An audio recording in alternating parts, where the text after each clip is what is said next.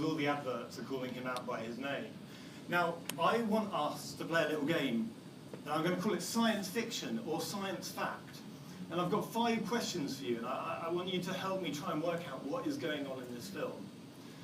So the first question is, who is seeing or hearing those ads? So is it just him? Is it everyone?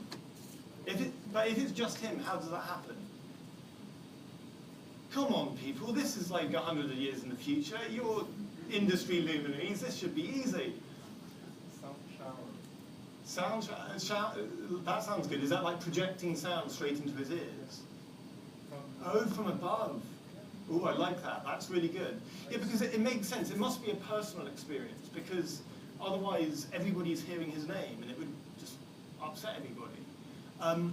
So actually, I totally agree with you. I think it's a projected personal experience. I don't know how the visuals are done, but maybe a visual shower. I don't know, we can coin that term. Bit more complex, beaming straight into his eyes, perhaps. So my guess is that it's actually just John Anderton, and it's a projected personal experience. Okay, next question then. Has he given them his permission? What do people think? Of course not. It may be in France. It might be in like a future America with Donald Trump going crazy with, I don't know, privacy law or something like that.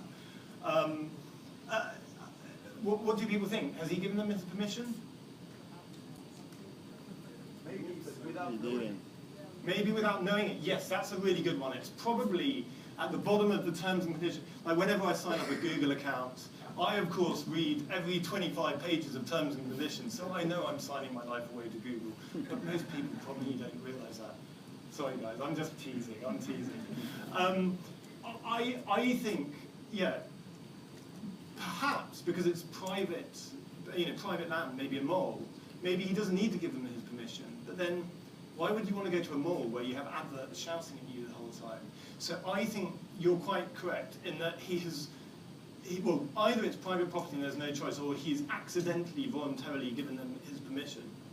And of course, this counts for data as well, and that makes sense. There was an Amex advert advertising to him, and when you sign up for your card, maybe you accept they're going to use your data.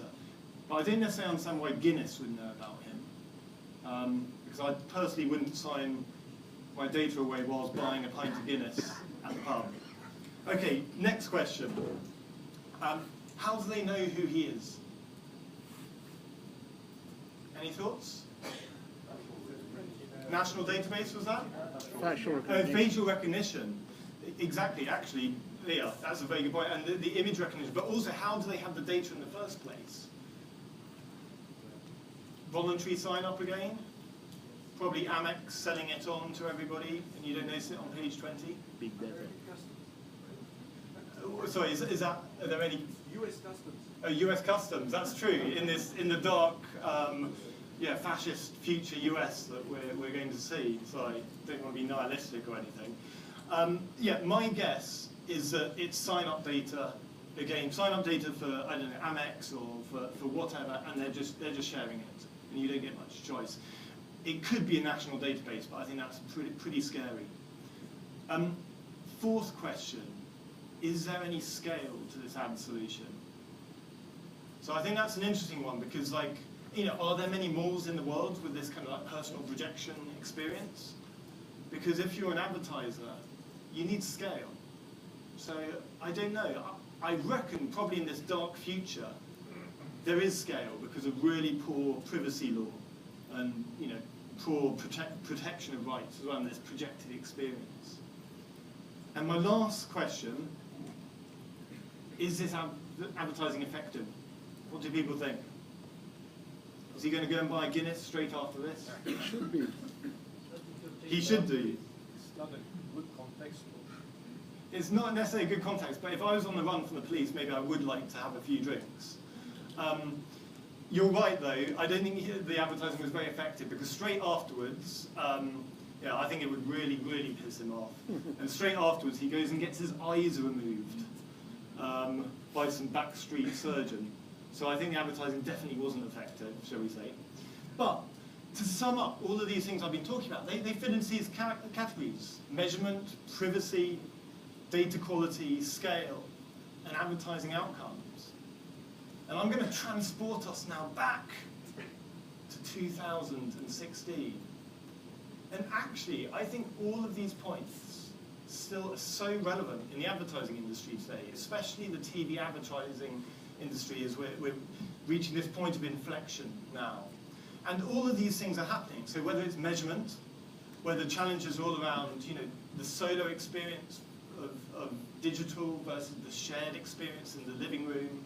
And we're all struggling with this thing of common currencies as well, common currencies between digital and between linear viewing.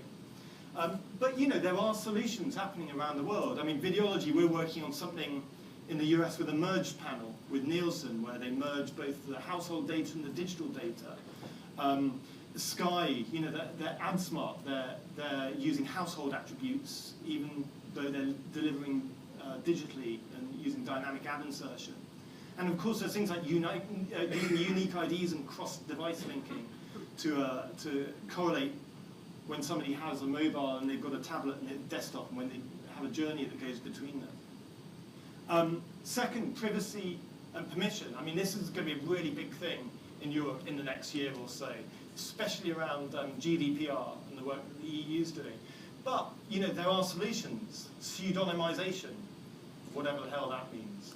No, pseudonymization is an important thing, but the challenge is going to be educating people, helping them realize that their data is anonymous and that they might be seeing targeted ads, but it isn't scary, and that there's a value trade-off between the content and between the advertising.